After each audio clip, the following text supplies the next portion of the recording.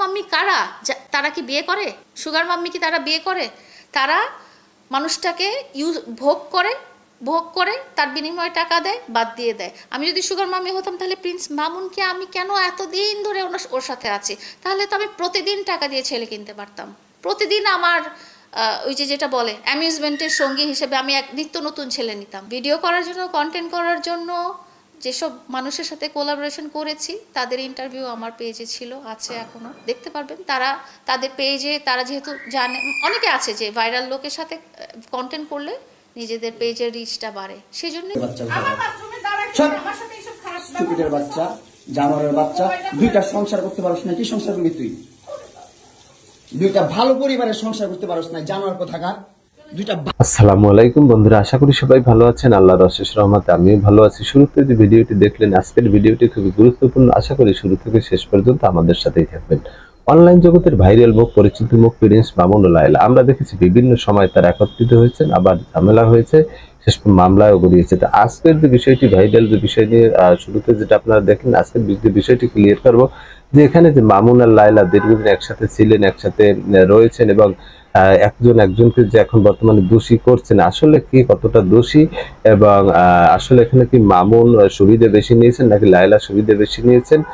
তো পুরো বিষয়টি দেখার আগে যে বিষয়টি আমরা না বললি না, সেটি হচ্ছে আমরা যখন মামুন ও লায়লাকে কন্টেন্ট ক্রিয়েটরের মাধ্যমে প্রথম এই সমালোচিত মুখদের অনলাইন দেখি, তারপরে কিন্তু সমালোচনার ঝড় বয়ে যায় সাধারণ মানুষের ভিতরে। তারা অনেকেই মামুনকে বুড়ি বেটির জামাই ডাকা শুরু করেন, এবং আমরা বিভিন্ন কন্টেন্টে দেখেছি লায়লা মামুনের বাড়ি পর্যন্ত গিয়েছেন, এবং সেখানে অনেকেই ধারণা করছেন যে মামুনের কাছ থেকে মামুন লায়লাকে অনেক টাকা পয়সা লায়লা মামুনের কাছ থেকে নিয়েছেন। এবং পরবর্তীতে লায়লার একটা বাড়ি রয়েছে ঢাকায়, সেই বাড়িটি মামুন নিতে চায়, যেটা লায়লার দেওয়ায় অস্বীকৃতি জানান। পরবর্তীতে কিন্তু ঝামেলা সৃষ্টি হয়। তো আসলে আমরা পরবর্তীতে দেখেছি যে মামুন এবং লায়লা দুজনের ভিতরে এতটাই ঝামেলা হয়, উভয়ের পক্ষে মামলা করেন। লায়লার মামলায় মামুন জেলে পর্যন্ত যান। জেল থেকে বের হওয়ার পরেই মামুন দুধ দিয়ে গোসল করেছিলেন, বলেছিলেন তিনি আর কখনোই লায়লার কাছে যাবেন না। তিনি যার কথা রাখতে পারেননি। পরবর্তীতে তিনি লায়লার সাথে আবারও একত্রিত হন এবং জানান যে তিনি লায়লার সাথে আবারও কন্টেন্ট তৈরি করবেন, তবে আগের মতো আর একসাথে থাকবেন না।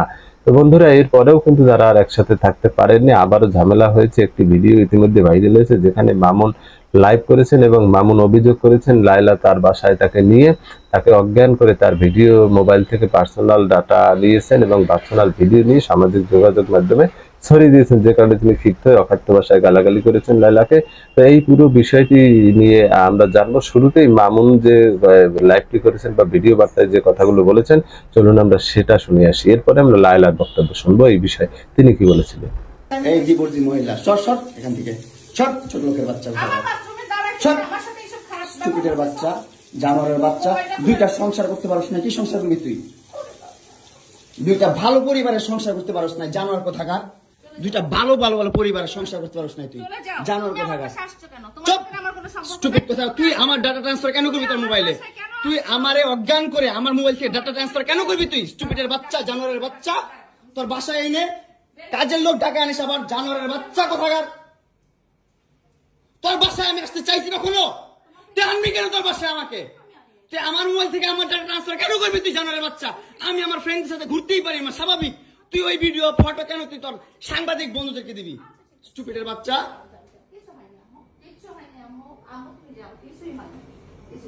কেন দিবি তুই? কেন করবি আমার সাথে খেলাবেলা? মামলা করে আবার একটা খেলা করতেছিস। মামলা উঠাবি, আবার উঠাবি না, কেন করতেছিস তুই আমার সাথে খেলা?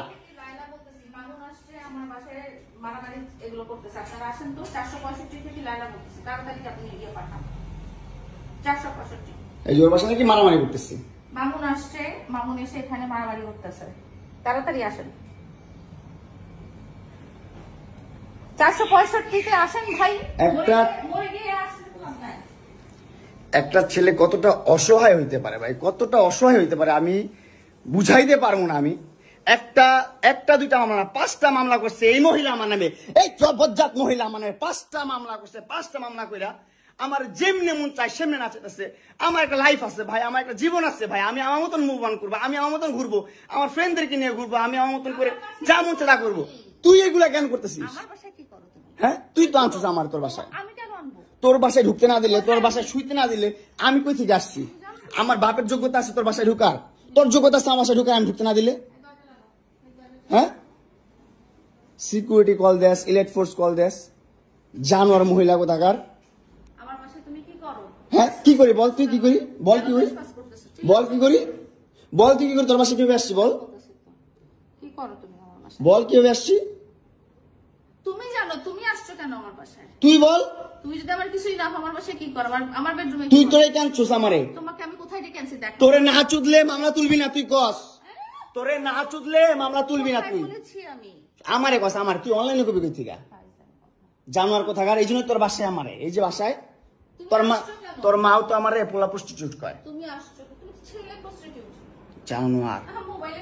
তো বন্ধুরা, আমরা মামুনের বক্তব্য শুনলাম। এরপরে কিন্তু লায়লা অনলাইনে এসেছেন এবং তিনি দাবি করেছেন যে আসলে মামুন বিভিন্ন সময় যে টাকা পয়সা নিয়েছেন। এছাড়াও মামুনের মা বা ফ্যামিলির যারা বোন অভিযোগ করেছেন 3 বছর যখন লায়লার সাথে মামুন ছিল তখন তো মামুনের মা বোন সবাই লায়লার বাসায় এসেছে, কখনোই তারা মুখ খুলেনি এবং এটার বিপক্ষে তার ছেলে যে জিম্মি হয়েছে এই ব্যাপারে কোনো কথা বলেনি, বরং লায়লার অর্থ সম্পদকে তারা ভোগ করেছেন এমনটাই জানিয়েছেন। লায়লা এই ব্যাপারে আরো কি কথা বলেছেন চলুন আমরা লায়লার মুখ থেকেই শুনে আসি। আমি আসলে দেশবাসী বলেন, নেটিজেনদের কাছে বলেন, সোশ্যাল মিডিয়ার কাছে বলেন, সবার কাছে আমি সরি। আমি আসলে মেন্টালি খুবই ট্রমাটাইজড হয়ে গেছি। সে একজন টিকটকার অনামিকা ঐশীর সাথে সে কথা বলা শুরু করেছে 5 তারিখ মার্চ থেকে, অথচ 1 তারিখ মার্চ থেকে কিন্তু আমরা সংবাদ সম্মেলন করে আমরা কিন্তু সমস্ত কিছু প্যাচ আপ। তার মানে সে আমার সাথে বিশ্বাসঘাতকতা করলো, সে আমার সাথে প্রতারণা করলো। প্রথমেই আমি খুবই লজ্জিত এবং দুঃখিত। ব্যাপারটাই ছিল আমি ঘুমাচ্ছি, আমি ইভেন বুঝতেও পারিনি যে জিনিসটা লাইভ হচ্ছে। আমি শুয়ে আছি, আমি হাঁটতেছি, আমি জাস্ট একটা টি শার্ট একটা শর্টস পরে বাসায় যেভাবে থাকে, আমার একটা চুল আঁচড়ানো নাই, কোনো রকম অবস্থা নাই, বাথরুমের ভিতরে থেকে সে ক্যামেরাটা ধরে মানে যেই একটা সিচুয়েশন ক্রিয়েট করেছে, এটাতে আমি আসলে মানে নিজে প্রস্তুত ছিলাম না। আমি আমার একান্ত ব্যক্তিগত জীবনটা এভাবে একদম পাবলিকলি এত মিলিয়ন মানুষের সামনে এভাবে প্রকাশ করে দেওয়ার ব্যাপারটাতে আমি খুবই শকড। সে বলেছে এখন আমার ফুর্তি করার বয়স, এখন আমার এনজয় করার বয়স, তুমি আমাকে এনজয় করতে দিচ্ছ না কেন? একটা জিনিস হচ্ছে যে সম্পর্কের মধ্যে বিশ্বস্ততা একটা ব্যাপার, আর লাইফে এনজয় করার ব্যাপারটা কিন্তু অন্যরকম ব্যাপার। আপনি আপনার একটা বিশ্বস্ত সঙ্গী রেখে আপনি আরও 10 জন মেয়ের সাথে যদি আপনি এনজয় করতে যান, সেখানে একটা নৈতিকতার ব্যাপারও চলে আসে। লাইভে এসে যে অ্যাকুজিশনগুলো দিল যে আমি তাকে অজ্ঞান করে রেখে আমি তার মোবাইল থেকে ডাটা ট্রান্সফার করেছি। প্রথম কথা হচ্ছে তাকে আমার অজ্ঞান করতে হবেই কেন? 2 নাম্বার ডাটা ট্রান্সফার করতে হবেই কেন? এবং সে তার মোবাইলে এত সেন্সিটিভ ভিডিও কি রাখবে বলেই কি আপনারা মনে করেন আমি যদি এই ধরনের অনৈতিক কাজ করি সেই কাজের ভিডিওগুলো কি আমরা রাখবো? একটা কন্টেন্ট ক্রিয়েটার যার মোবাইল তার ক্যামেরাম্যান ধরে, আমি ধরি, আমি তো তার মোবাইলে পাসওয়ার্ড জানি। এতদিনের ঘটনা আমি হঠাৎ করে কালকেই বা কিভাবে জানলাম? এই তথ্যগুলো অবশ্যই আমাকে বাহির থেকে এসেছে। এর মধ্যে এমনও আছে যারা ভিকটিম, যারা ওর ভিকটিম, হ্যাঁ ওর কাছে ভিকটিম। ও কালকে বলেছে যে আমি ওকে বাসায় ডেকে এনে ঘুমের ওষুধ খাইয়ে দিয়েছি। প্রথম কথা হচ্ছে যে এটা আমি মুখে বলবো না, আপনারা ওর মোবাইলের নেটওয়ার্ক ট্র্যাকিং করবেন, যদি দরকার পড়ে, যদি এটা কখনো আইনগত অবস্থার দিকে চলে যায় তাহলে অবশ্যই আপনারা মোবাইল ট্র্যাকিং করে পাবেন যে ও বসুন্ধরা থেকে প্রথমে 100 ফিটে গিয়েছে, 100 ফিটে বন্ধুদের সাথে মাদক সেবন করেছে, সেখান থেকে সে রামপুরায় গিয়েছে, রামপুরায় একজন সেলিব্রিটির বাসায় গিয়েছে, সেখানেও মাদক সেবন করেছে এবং তারপরে সে বনানীতে এসেছে, বনানীতে এসে সে বারে গিয়েছে, সেখানে মাদক সেবন করেছে। বার থেকে সে সারিনার পিছনে একটা হোটেলে নাইট স্টে করে সে ফজরের আজানের পরে সে আমার বাসায় এসেছে। সে একজন টিকটকার অনামিকা ঐশীর সাথে সে কথা বলা শুরু করেছে 5 তারিখ মার্চ থেকে, অথচ 1 তারিখ মার্চ থেকে কিন্তু আমরা সংবাদ সম্মেলন করে আমরা কিন্তু সমস্ত কিছু প্যাচ আপ। তখন আমার বাসায় আসা যাওয়া, ওর বাসায় আসা যাওয়া এগুলো হচ্ছে। তার মানে সে আমার সাথে বিশ্বাসঘাতকতা করলো, সে আমার সাথে প্রতারণা করলো। কিন্তু 1 তারিখ মার্চের পরে সে যখন যেচে পড়ে ওই মেয়ের বাসায় যায়, 3 দিন স্টে করে, ওই মেয়েকে নিয়ে আসে, 3 দিন স্টে করে, হ্যাঁ ঐশীর বাসায় উত্তরাতে, এবং সেও আসে, ঐশী এবং ঐশীর ভাইও আসে, ঐশীর ভাইও এসে ঐশীর বাসায় থাকে। সে যদি একটা মানুষের সাথে যে করতো তাহলে আমি বুঝতাম যে না, ও আমাকে আর ভালোবাসতেছে না, আমাকে ওর ভালো লাগতেছে না। সে মামুনের পরিবারকেও পেলেছি, মামুনকেও পেলেছি। তাহলে আমি সুগার মাম্মি কারা? তারা কি বিয়ে করে? সুগার মাম্মি কি তারা বিয়ে করে?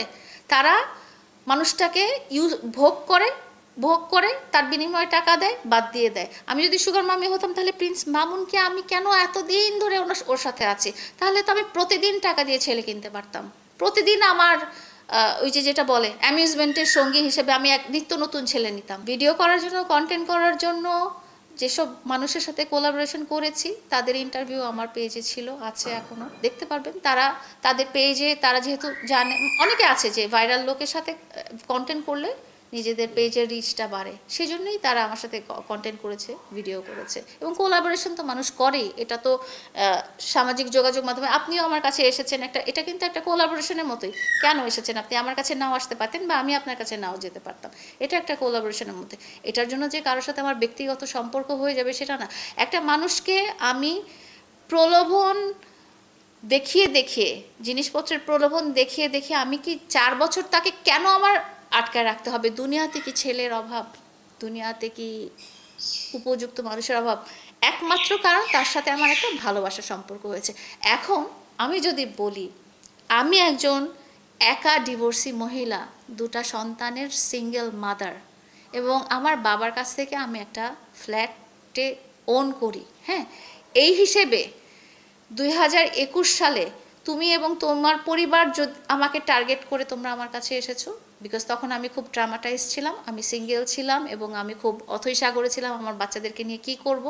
তুমি আমাকে সিঁড়ি হিসেবে ব্যবহার করার জন্য আমাকে ট্র্যাপে ফেলে আমাকে প্রতারিত করে তোমরা 4 বছর ছিল, এবং 4 বছরে নিজেদের আখের গুছিয়ে যখন নিজেদের বাড়ি গাড়ি হয়েছে তখন আমাকে ছুঁড়ে ফেলে চলে গেছে সম্পর্ক অস্বীকার করে। এই কথাটাও তো আমি বলতে পারি। তো বন্ধুরা, আমরা প্রিন্স মামুন ও লায়লা উভয়ের বক্তব্য শুনলাম। তো আপনাদের কি মতামত? এখানে কি লায়লাকে ব্যবহার করেছে প্রিন্স, নাকি আমার মনে হচ্ছে বা সাধারণ মানুষ যেটা বেশি কমেন্ট আছে সেটা হচ্ছে যে লায়লার টাকা পয়সার কারণে এই বয়স হলেও লায়লা মামুনকে প্রকৃতভাবে ভালোবাসলেও মামুন লায়লার টাকা পয়সাকেই ভালোবেসেছে, টাকা পয়সার জন্যই লায়লার সাথে থেকেছে, এমনটাই কিন্তু সাধারণ যারা রয়েছে তাদের বিভিন্ন ভিডিওতে আমরা এই কমেন্টটাই বেশি পাচ্ছি। তা আপনাদের কি মতামত? অবশ্যই আপনি আপনার মূল্যবান মতামত কমেন্ট বক্সে কমেন্ট করে জানাবেন, এবং নিয়মিত সকল ভাইরাল সংবাদ পেতে আমাদের চ্যানেলটি সাবস্ক্রাইব করে আমাদের পাশেই থাকবেন। ভিডিওটি ভালো লাগলে লাইক করবেন, কমেন্ট করবেন, শেয়ার করবেন। দেখা হবে আগামী ভিডিওতে। সেই পর্যন্ত ভালো থাকবেন। আল্লাহ হাফেজ।